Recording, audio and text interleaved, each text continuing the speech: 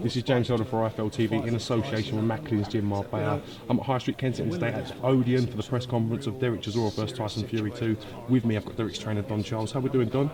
I'm doing very well, as usual. How are you? I'm all right, sir. Well, I say quite an explosive press conference today. A little bit of excitement between both fighters, getting a little bit excited. Could you talk me a little bit through that? Obviously, listen, unless people have done boxing, then they might start to understand.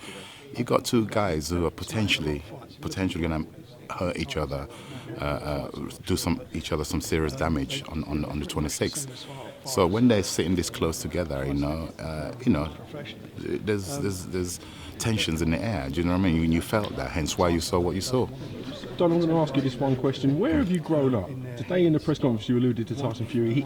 He didn't want to come to Don Charles Town. Yeah. Where have you grown up? Listen, England is my country, yeah? I've adopted England as my country. England have done everything for me, yeah? But basically, I was born in Nigeria, yeah? And during the time when I was born, when I was 6 years old, a civilian war broke out in my country. And my family, we were lucky to survive it.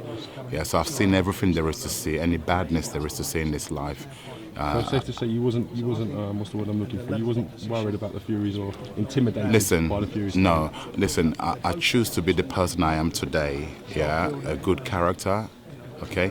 But that other person of what I experienced in my life, listen, if I was a serial killer, which I'm not, if I was doing all kind of bad things that people do and get jailed for life and stuff, I could have easily made an excuse, said, because I was like, my upbringing, I had a very good upbringing, but from the background of where I grew up, should I say, okay, that could have affected me psychologically quite easily. But I've chosen to be the person I am today. Doesn't mean that punks such as Tyson Longfool Fury can come and contest with me physically or mentally. In any capacity, I'll defeat him.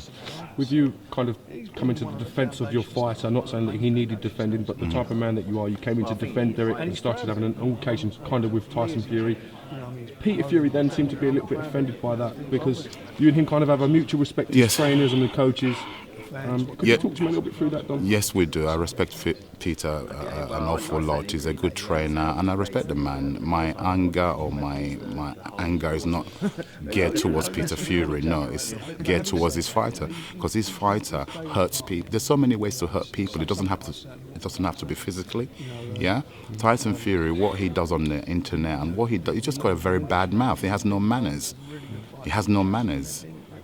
So therefore somebody has to discipline this kid, because he's running wild, because if you got a lot of yes men around you, and I believe that's what he's got around him, if no one's telling you you're doing wrong, then you're just going to carry on being the way he is, very unruly and very, this kid needs to be stopped. He needs to be taught manners, and I believe my fighter will teach him manners on the 26th of July. 18 months ago, you told me that you was in doubt, kind of near on dropping out of the Premier League with Derek. And you guys were trying to hold on to your status and improve where you are. 18 months from now, hard work done.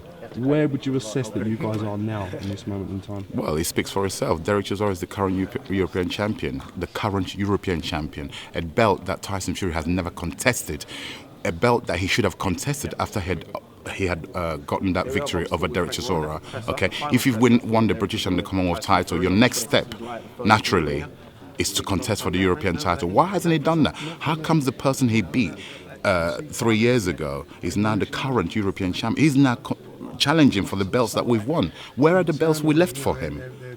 Okay? And now let's not get carried away. Let's look at the facts. Yeah? And, he hasn't done anything to warrant what he's claiming to be. We're not convinced.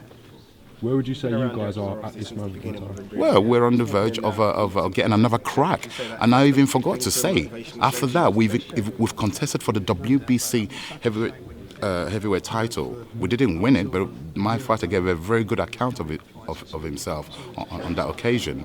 And with the experience we've gotten from that, puts us in a very good position to be able to do what's necessary on the 26th. Yeah? And this fool, I call him fool because he behaves like a fool, acts like a fool. Yeah? He doesn't think before he speaks. So this fool is going to come unstuck for a lot of reasons.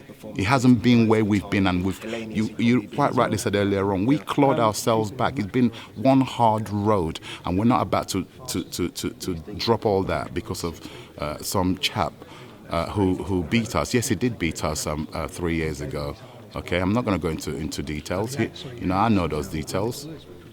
Coming into the 26th at the Family Fury Arena, it's going to be a hostile environment for you guys, with Tyson Fury being, I know he travels a lot and he's based in different places, but he's going to have a big Manchester fan base going into the Lions Den. How do you and Derek switch off from that? From experience. We've been to Finland. Finland is not here, is it? It's very far away. We've been to Germany. Yeah, we'd rather go to Manchester, yeah, which we class as home still. Okay, we've been to Finland, we've been to Germany, and we fought in front of a big, large audience. And if we can do that, we can very well cope with the match. And also in the ring, there's only the referee and the two fighters. I don't get in, nor does Peter. It's just the two fighters and the referee. I had the pleasure of speaking to Marius Wack the other day. He wouldn't tell me too much about Derek sparring as the professional nature of the man. Mm-hmm. He said Derek was looking good. Well, I would echo that, of course. Yeah, listen, we always prepare well. The only fight we've never prepared and we lost badly is the one with the Tyson Fury, the first encounter, and I'm to blame for that. I'm the coach, so I take the blame for that. I should never have allowed my fighter. It's not actually Derek making excuses. It's myself. I've always been outspoken with regards to my fighter losing to Tyson Fury. It's the trainer says you're ready to fight, and the trainer also should be able to say you're not ready to fight. Unfortunately, I let my guy fight when he wasn't ready to fight, physically or mentally ready to fight. Last thing I want to ask you about, Don, today, Derek alluded in the press conference as asking for the smallest possible ring he could find. Mm-hmm. What's the reason or the logic behind that? With Derek being a come-forward fighter anyway, what is the logic behind that? Well, it's always been well documented in the history of boxing.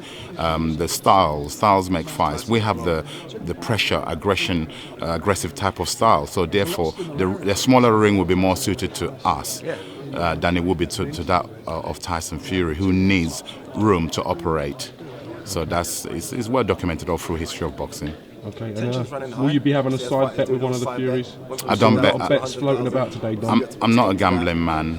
No, I'm not a gambling man. I know we're going to be victorious. I don't gamble, so I'm not going to start placing bets with people. I respect that. All right, well, listen, I wish you and Derek the best of luck. I hope Derek and Tyson Fury both come out safe. That's most important. Thank you for being a gentleman and giving me some of your time today, Don. It's a pleasure always.